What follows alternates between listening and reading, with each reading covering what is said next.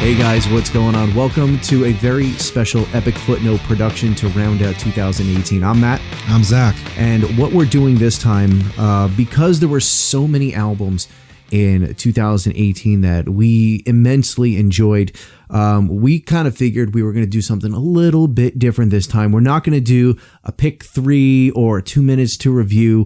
We're actually going to give you our top 5 albums of 2018, but we're not coming up with an overall list. We're going to give you our top 5s each, and we're just going to kind of discuss, why we thought they were so great, and hopefully you find something new that you didn't know about, or maybe you love the album or you hated the album, but we're always open for that discussion. So make sure that you let us know on our social medias, Instagram, Twitter, Facebook, whatever one you use. Just maybe give us your top 5. So, Zach, what do you have on your list? I know you're looking over there. You're like, yeah, I got some things. I guess just to start off, this really was an interesting year for new. There's definitely albums from artists who I thought I was going to love, and I was actually very disappointed in.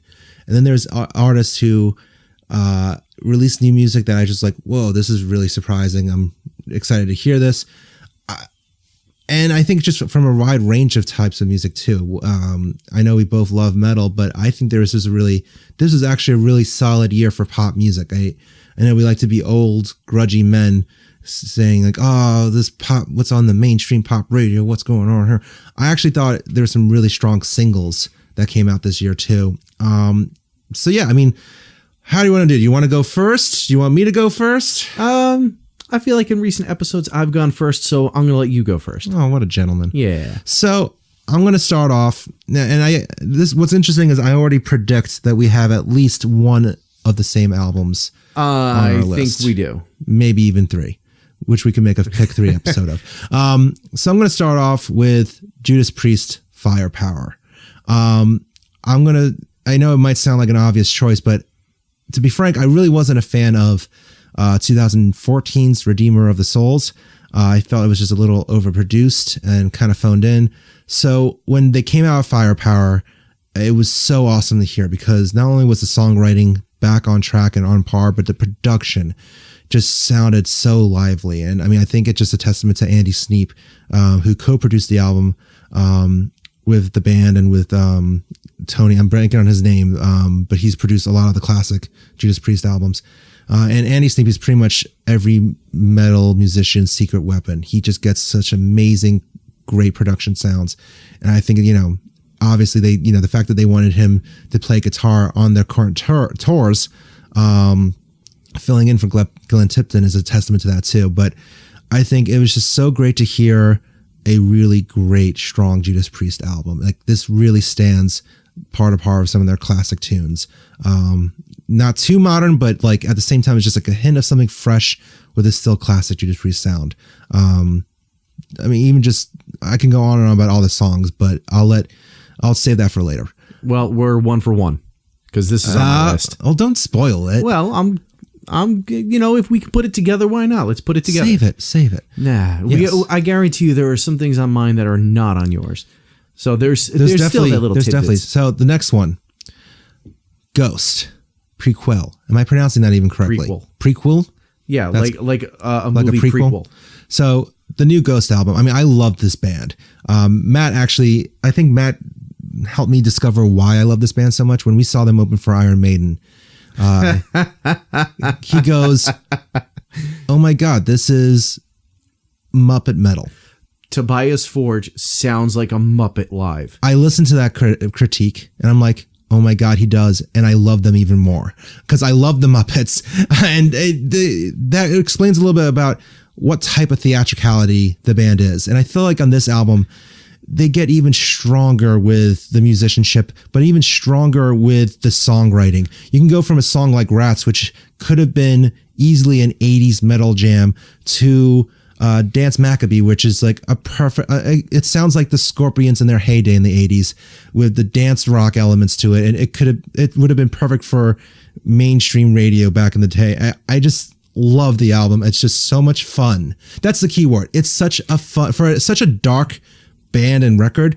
It's so much fun. Mm-hmm. I would agree. That was on your top 5 list, though. It is. It is. Okay. 2 for 2. All right. I'll let Matt describe why he likes it. I feel like you're spoiling it. No. All right. Not at all. This one I definitely know you don't have on your list. Churches. Love is Dead. 3 for 3. Whoa! No, not at all. I was like, wait. I was gonna say, like, because I'm like, I didn't know you knew that band. Now, for those who don't know, I mean, you probably do. You probably heard them on alt radio or even some pop radio stations, but they're really just a great synth pop group out of Glasgow or somewhere. I think, yeah, that sounds about right. Europe somewhere, but they really have such an incredible synth pop sound. I feel a little late to the game because some of their past records, the songs are a little bit more razor sharp, but on this record, especially with songs like Get Out, just there's a little bit more grittiness to the album in general too. But the hooks are still so strong. It's just really, really, really catchy. Church's Love is Dead. If you don't have it, I really recommend checking them out. That's a band I feel like should have been bigger this year. But I think the album's stellar. So, album number 4. This one I definitely know is on your list. Alice in Chains, Rainier Fog. Yeah, 3 for 3. That one definitely is. Yeah, and you know what? I'm going to actually spare you some time and AKA do a shameless plug. Go just listen to our first episode of 2 Minutes to Review, which we do on Rainier Fog. Pretty much, I think we both, highlight why we love that record so much. It's classic Alice in Chains with a slight little modern twist. The vocal harmonies are just perfection. The guitar riffs are perfection. It really is a stellar album, especially considering I thought I love Black Gives Way to Blue, but I thought the Devil Put Dinosaurs Here was a bit of a step back. This album is just a punch right to the starting line again. Can't speak about that enough. And my final 5th album, I know this is not on your list, and you're gonna. I'm waiting for your head to explode on this one. Go on. Panic at the Disco, Pray for the Wicked. I still don't understand your love for Panic at the Disco. First, before I tell this story, make no mistake, this is a pop album. Panic at the Disco is a pop band. And it's just incredible pop hooks. Let me backtrack for a little bit because I know what you're thinking. Why do you like Panic at the Disco? How did this even happen? So, I mean, I think everyone can at least say that, like, yeah, they bobbed their heads to I Write Sins back in 2006. And then for many years, I thought they were kind of just done. So flash back to 2016. Weezer and Panic at the Disco are co-headlining together on a tour. And me and my wife, we get like free lawn seats because of the Ticketmaster lawsuits. We took advantage of that. And we're like, yeah, this would be fun. We've always wanted to see Weezer. And, I'm whatever. I don't know who's going to be there for Panic at the Disco, but whatever. It'll be fun. So then much to our shock, we get in line to enter the venue and we're looking around and we're like, wait a minute. Why are there so many 12-year-olds here? And why are they all wearing Panic at the Disco shirts? What's going on? Are they popular again? And it was right after Death of a Bachelor came out. So then we're seeing them on stage, and Brendan Urie is just incredible. Not only is he a hell of a showman, he's jumping around, doing backflips, he's just putting on an amazing performance, but he's doing it while keeping his vocals in amazing fashion. Like, it's just, the guy can sing so incredibly well. So then I went back to Death of a Bachelor. I'm like, wow, these are some really strong pop songs. And I went into Pray for the Wicked hoping that this wasn't just a coincidence. And I'm really glad because it really is a stellar pop song. High Hopes, which you've probably been hearing a million times now on the radio, is just really fun. His vocals are just witty and strong and just confident, but also a little vulnerable at certain points.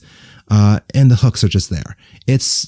I don't expect this to be on many people's lists, and I probably lost the respect of a lot of people. but it's just a fun pop record. And if you're looking for something just to sing along to in the car and just for fun, check out Pray for the Wicked. Although, just ask your younger nieces, nephews, or kids. They probably already have this record. Just borrow a copy off of them. So that's my top 5. I'm thinking maybe at the end of the episode we can share some other contenders that we like, but I don't want to steal your thunder. Okay. Go ahead. So let's get the 3 out of the way that we already talked about together. So number 1, Judas Priest, Firepower. So the Redeemer of Souls album, I actually liked it because it sounded like a refreshed Judas Priest. I mean, when everybody thinks of Judas Priest, you've got Another Thing Coming or Electric Eye, great, 70s, 80s Judas Priest, Hellbent for Leather, songs like that. This sounded like a legit metal band on that album. I wasn't crazy about all the songs on there. There were some moments, but that was it. And then I remember when I saw the artwork for Firepower, that looked just like Screaming for Vengeance. I would actually argue that's probably the best cover artwork of 2018. That was it was insane. Yeah. I looked at the artwork and I said, if this doesn't sound like a mixture of new Judas Priest and 80s Judas Priest, they did it totally wrong. But they hit it on the head and knocked it out of the park. It was Judas Priest. It was if Judas Priest wanted to be Black Sabbath. It was amazing start to finish. It was such a good album. Yeah. All of the songs are so good on this album that if you're just kind of listening to it like back to back to back to back to back, it's like, and I for me this is a good thing. It's like, man, did I just listen to one long song? And it was amazing, that one long song. Yeah, such a good album. Rain or Fog, Alice in Chains. Yeah, this album. Once again, like Zach said, go listen to the 2 minutes to review that we did on it. I'm going to just touch on it briefly, but wow, was it such an amazing album because The Devil Put Dinosaurs here, it was meh. It had moments, once again, like Voices, Hollow, they're good songs, but there was just something missing. It didn't feel like a cohesive album. It was like they recorded bits and pieces of it, put it together, and said, here's a new album, and, it's Alice in Chains, it's going to sell.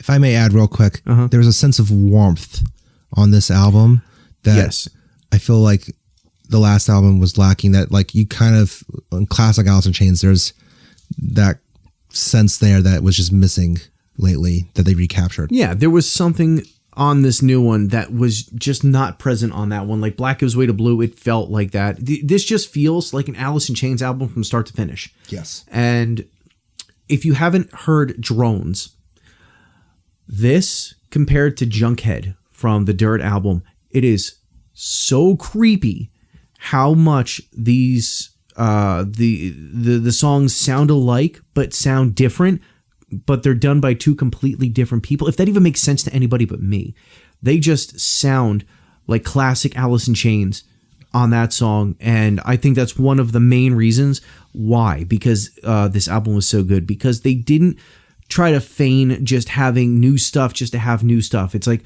we're Alice in Chains. We got this way for a reason. We're here and we're one of the biggest names in rock ever because of a reason. And that's one of the reasons. Because we sounded a certain way, and they brought that back, and I loved it. We promise we say a lot of different things in the 2 minutes review episode of Alice in Chains. Rain or Fog. We do. So listen to it. Ghost and Prequel. I wasn't a huge fan of Ghost before going to see them with Zach.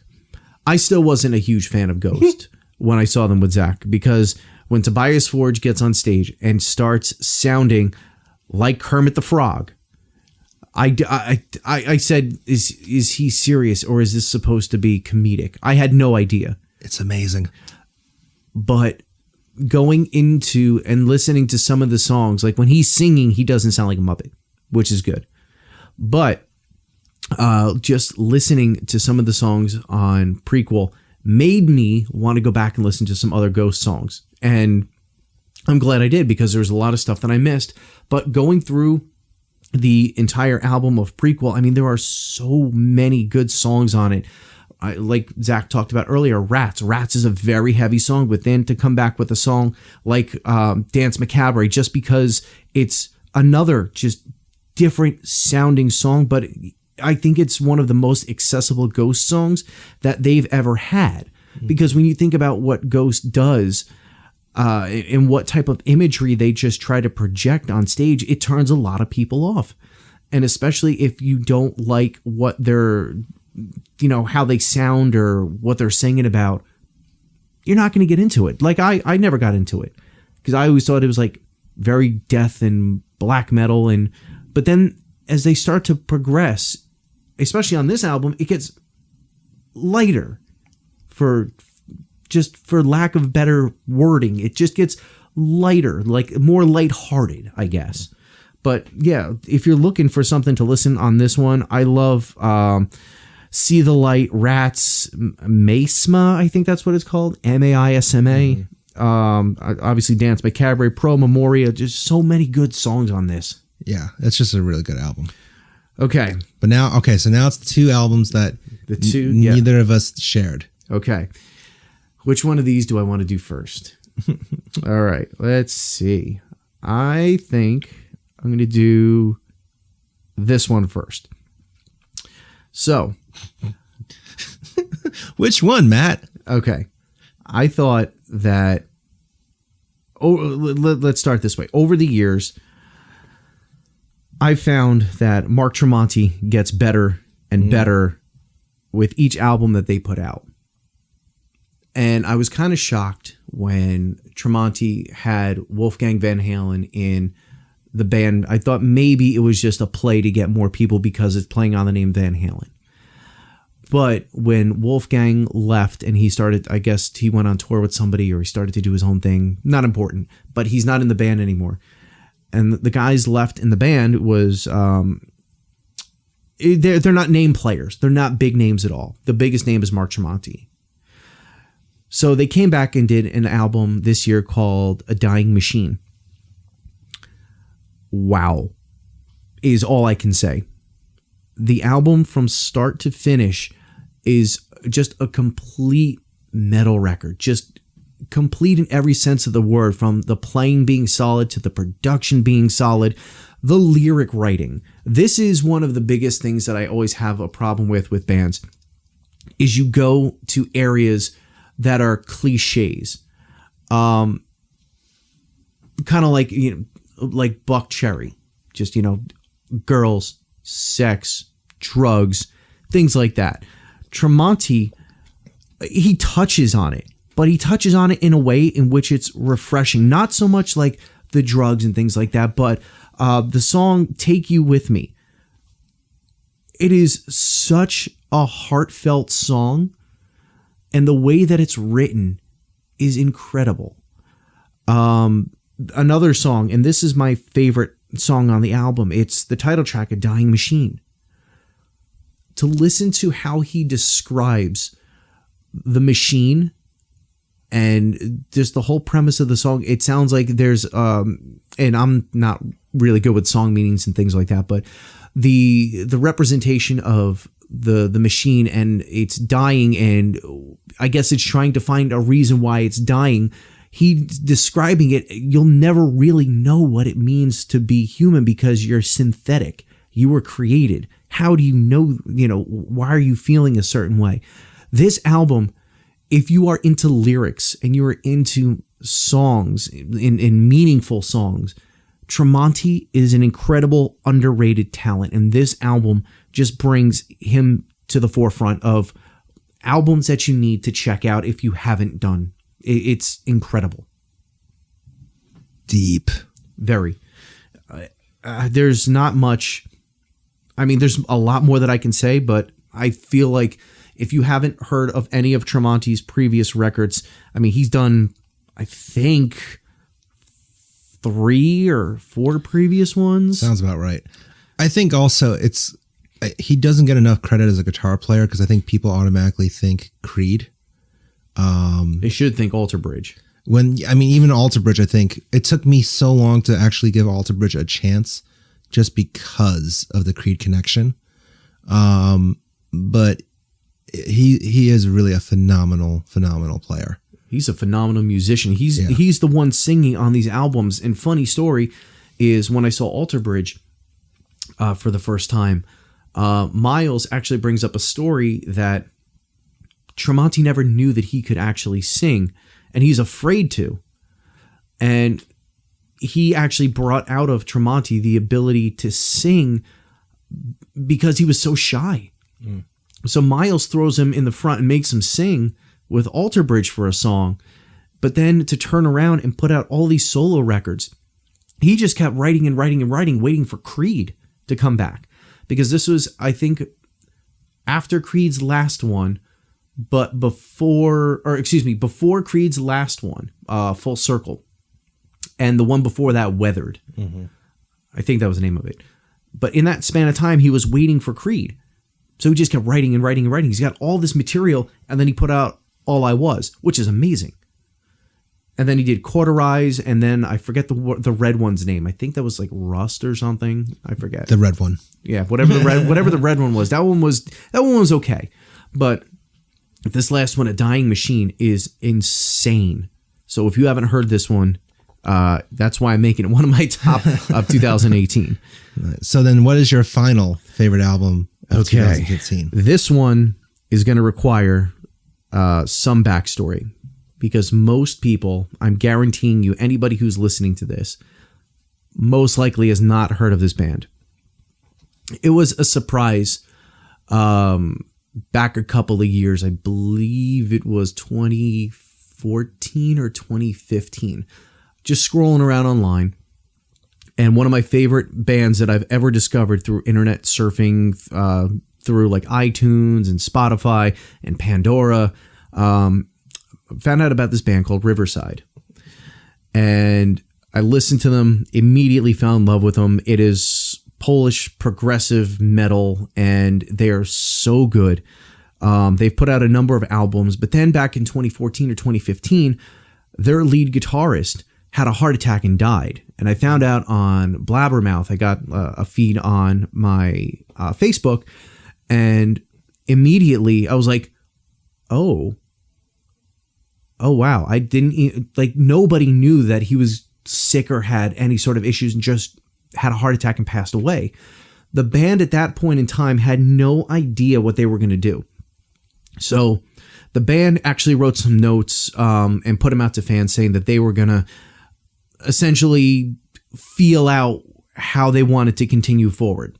They said that they would never be the same band again, because they've been together for so many years and there was really no other members of the band. They were all kind of like very close knit, very, very tight. So they just didn't know what they were going to do. They came back in 2016 with a very trippy soundscape-ish album. Just, they called it Eye of the Soundscape. They took some songs, they remixed them. They put together a lot of like piano-y, techno-y, light stuff that was very different from anything that they ever did before. And it's kind of like, is this what the band is going to be? So, listening to that, it's like, okay, they're still trying to figure out what they're going to do. So they did this, they put it out, and that was it. Then to find out that they come back this year, and they said very little about a release of a new album. They really came on late in the game, maybe June or July, and said that they were going to do a new album. Everybody was kind of blown away that they were going to do this after the last one. So they came back and they put out Wasteland, which is their 7th album. And for them not wanting to be what they were before, they came back in a very, very big way with this.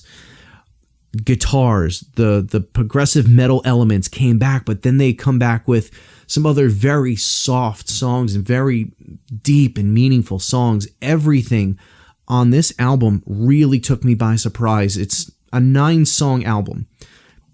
It's not the longest album in the world, but the progressive elements are there. The metal elements are there. The heartfelt songs that you can tell were written about the guitarist who passed away are there. the band, when you read the liner notes, I know I'm going to screw up his name. I think it's Maritza Duda. That's the bass player's name, the vocalist. He turns around, plays guitar, bass, sings, plays cello, plays some other banjo instrument on the album. He learned a lot in this songwriting process, and I know that he has another band that I'm a fan of as well. And all of the things that he's put together for this album, along with the other guys in the band, I feel like they came to a decision to really just continue on the legacy and continue on the legacy of the guitarist who passed away. And this album, if you have never heard of them before, just give it a chance. That's all I'm going to say, is just give it a chance. I've never been stunned by a band as much as I've been stunned by this album and how good it was. They do so many things, and if you look at the artwork in comparison to the feeling on the album, it matches perfectly. There's not much more I can say about this. It's probably one of the deepest albums I've listened to in recent memory. It's so good. Wow. So there you go. There's our fives. So maybe just a quick recap. We both had Ghost, Alice in Chains, and Judas Priest's new albums on our top 5 list. I had Panic at the Disco, Pray for the Wicked, as well as Church's Love is Dead on my top 5. And on mine, I included Tremonti's A Dying Machine and Riverside's Wasteland. And, I know that we weren't initially going to go down this road, but, I think because we both love music so much and new albums, I'd love to just do some shout out, because it was so hard for me to pick 5 when there are so many other great albums as well. Just some honorable mentions for me. Deaf Heaven released a new album, Ordinary Corrupt Human Love. You probably heard a lot of buzz from them from all the hipster blogs and websites, but they're really worth the buzz. They do such an amazing job at blending shoegaze with black metal and even little elements of death metal and thrash and even just folk elements.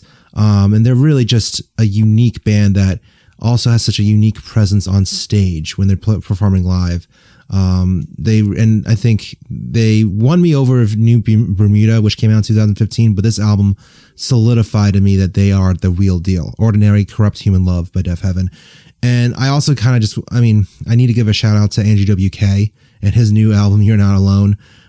Full disclosure, I actually, in my past life in publicity, I actually got to work closely with Andrew WK for many years, and this album has been very much long in the works, and it was so awesome to finally hear it. And Andrew I know everyone knows him for Party Hard and for party anthems. This album was such a great uplifting party rock album. It wasn't just too much about partying either. He's such a motivational figure and uplifting and telling you just to live the best life that you can, to think of, there's a lot of darkness out there, but don't forget about the light, the goodness. And this album just does a great job at highlighting that. So, it's so much fun, but also really strong, motivating, and also, of course, poppy, upbeat rock hooks. And one album that I actually was almost wondering if you're going to put on your list, the 2 more, but one is Light the Torch. There's that one. That one, I wanted to put it on there. I was going to put it on there. And I know that we talked about doing this one for a while. Mm-hmm. That was on there until Riverside came out with that new one. That's fair. So for a little background, Light the Torch is actually what used to be The Devil You Know, featuring Howard Jones. There you go. Howard Jones, formerly of Killswitch Engage. And it's funny, I feel even real saying that it used to be The Devil You Know, because Light the Torch just feels completely new and revitalized. I didn't even listen to The Devil You Know, to be every time honest. I heard a single from Devil You Know, it's just kind of boring. But this album was just like, there is some new fire. It really was a more metal version of Killswitch Engage.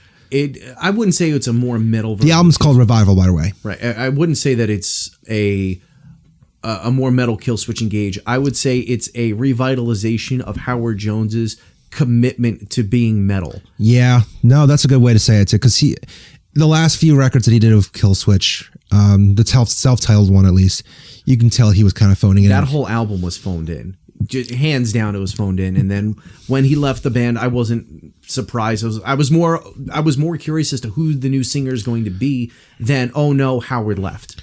And Howard, it's just so awesome to hear Howard again on record and feeling up again, rejuvenated again, because he is such a unique, awesome singer, and he just kills it on this record. And then on another aside from this is Jesse Leach from Killswitch actually goes to say that him and Howard are collaborating on one song on the new Killswitch. Yeah, which is going to be, and I think it kind of came about because, I mean, he's always stayed friends with the band, but like even hearing Jesse talk about how awesome this record is, because there's some personal elements to it, and it's just a really awesome record that I was a little surprised didn't get more buzz this year. But Light the Torch Revival, and then another one more just honorary mention, then I'll let you take a few. But Miles Kennedy, his solo album. Yep. We'll talk about Mark Tremonti. I mean, he's not the only Alter Bridge member who did a solo record. No, he's not. And I actually really liked Year of the Tiger.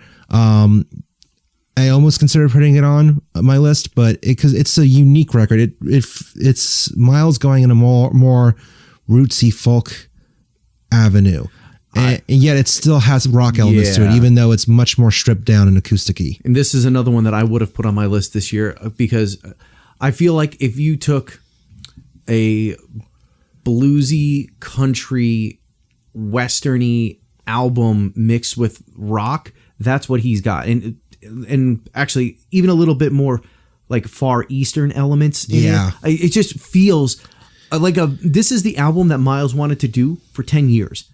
He took 10 years to do this, and 3 years ago he was done, and then he listened to what he did before that and was like, that's not where I'm at now. And he scrapped that, put some new stuff together, and then finally put this out. I actually remember when I was still writing for metalinsider.net, I got to interview Miles for it was just before The Last Hero came out. They didn't even reveal that it was like the name or anything. But I got to interview him about something else, and I asked him about the solo record, how it's coming along. And I think at that point he was still working on the version he scrapped. And it was even before this album came out. So I mean, that's for anyone who, creates music, to detach yourself from a piece of music that you work for so long on, is such a testament to how dedicated you are to doing the best work you can. Yeah, and I mean the final record that he did put out, it is very personal. Yeah, I feel like maybe that's one of the reasons why it wasn't a top album of 2018, because it's not for masses. It's for Miles. It almost made my top. I mean, even without the personal aspects, just his voice is so phenomenal. Oh yeah. And even though like the title track, even though you could technically picture or like envision what it would sound like with more of an electric sound to it, it still works so well as is. You don't need it to be electric. You don't need it to be electric. No, and that's one of the most personal songs on that album for him, because that was about him and his father's death. Yeah. The Year of the Tiger was, I think it was 1975 when his father died. Yeah. I mean, I almost argue that would have been very high up on my list. It was a very good album. I mean, are there any other, I just named 4 albums right there, but any albums that you struggle to maybe include in your top 5 that you want to give a shout out to? Well, I'll give a shout out to, Slash's latest solo one. It was a good album. Speaking of Miles. Yeah. Speaking of Miles, I mean, it's all like 6 degrees of separation right now, but that album was, it was good. It just didn't live up to the standards that I kind of have when I listen to a Slash album, because Apocalyptic Love was so simple. It was a concept concert album where they just played and performed. There was no overdubbing or any sort of, trickery. And that album was amazing. They came back and did World on Fire. Great. This one was good. It almost could have been B-sides from World on Fire. Yeah. And honestly, that's exactly why I liked it a lot, but I don't know if I would have put it in my top 5 just for that exact reason. I still love World on Fire, and I go back to it, and you just feel the passion and fire that they have while recording that album. Here, as good as Living the Dream is, you can tell they were in the studio going, oh, let's just record and see what and it's not that bad. It's not bad, and they definitely translate a little bit better live when I've seen them perform the songs. But it's lacking. It felt a little rushed without putting the same effort in, like a little less effort on this record. But at the same time, a mediocre Slash solo record is still better than a lot of records. Oh, absolutely. The Muse, they just put out their latest one, and it's great for what it is. I love what they did on it. Once again, another one of those albums that I could have easily have included on this list, but this is how big that Riverside album is to me. This last spot was constantly rotating. Yeah. And then once, I thought about, because the Muse album came out, I think a couple of weeks after, and I was toying around with the idea of including it. But the vocal ability and the lyrics of Tremonti's A Dying Machine just wasn't enough to be knocked off by the Muse, and it couldn't have been knocked out. It couldn't have knocked out Riverside, because once again, that album feels something special. If you follow the band's history and just listen to their albums, there's just something overly personal and special about this one. That the Muse is great. I love the Muse, but you couldn't have knocked that out.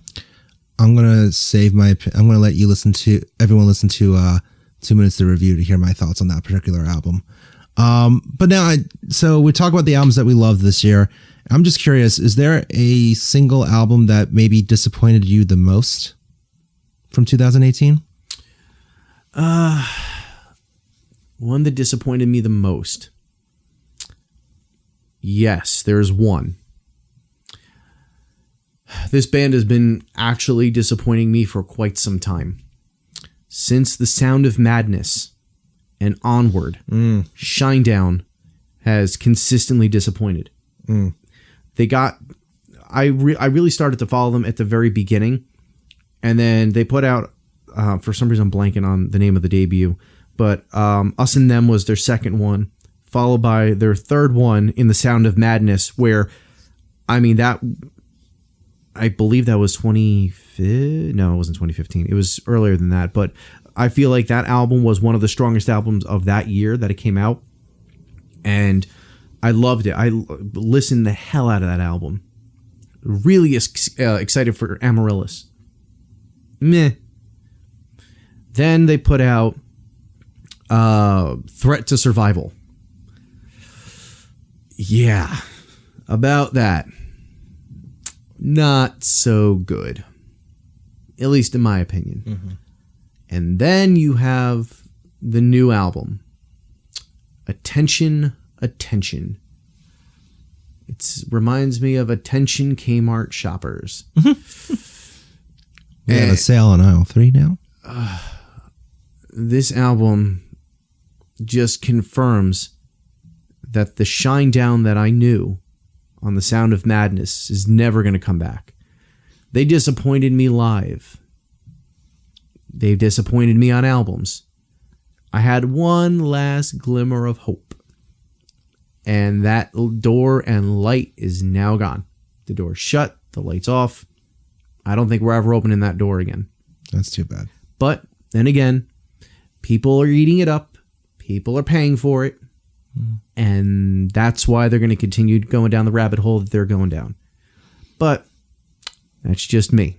What about you? I think I was going to try to just do it to one, but I do want to say 2 albums in particular. And the reason why is because these 2 artists actually released my favorite albums of 2015 that I still listen to.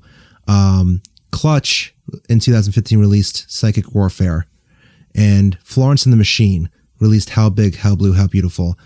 Both albums I just absolutely love. I think they're still phenomenal. They still hold up. I mean, two very different albums, of course. You got Clutch, much more rock bluesy, and Florence and the Machine, who's just operatic and pop at the same time. It's just beautiful. So I was really excited when this year they're going to release new albums. Clutch, The Book of Bad Decisions, and Florence and the Machine, High as Hope. And for Florence and the Machine, I admit I kind of want to go back and give it another listen. Maybe I'm just missing something. Maybe I kind of rushed listen to it, but I was very underwhelmed with it. Whereas with the Clutch album, The Book of Bad Decisions, I love Clutch, and I love both artists still. I haven't lost faith in them yet, but I feel like The Book of Bad Decisions is just a bad decision. No, not even a bad decision. It's just lacking something. There was fire in Psychic Warfare. There was just oomph. And I feel like I just couldn't get into Book of Bad Decisions as much as I was hoping I could. It's just, there was a little bit, not even that there's more jam. It's like Neil Fallon is such an incredible singer and frontman. And it's almost like a Southern preacher sometimes when he's like singing a certain song, as if like the devil's possessing him and he's trying to get it out of him in front of a church crowd. And on this album, I felt like he was just very subdued and a little bit more taking a back seat. And while, yeah, there's definitely, he's still very whimsical in a certain way. And it was almost like we went from a frontman with, spitting fire to a cozy dad just being like saying some lyrics into a microphone about how to make a crab cake, which is still very funny. But literally, there's a song where he like lists how to make the perfect crab cake on the new album. We might have to cook one of those up. Yeah, it's for a future episode. Yeah, that'd be fun. 2 minutes to review a crab cake. And I love the idea of it. It's just still lacking something for me, unfortunately. So I would say those two albums are the most disappointing. Maybe next year I'll revisit them and I'm like, you know what? Actually, I was wrong. They're great. And I'll kick myself for not including them in my top 5. But I was very bummed at the lack of oomph I had with those. Okay. But I mean, that's, I would say, a big year in review from both Matt and I. And we're going to actually, we want to highlight even more music that we loved from this past year. So be on the lookout for Spotify playlists from both myself and Matt, where we highlight songs from our favorite albums of 2018. And let us know what your favorite albums were on Facebook, Twitter, Instagram. Let us know at Epic Footnote. And thanks for listening. See you later, guys.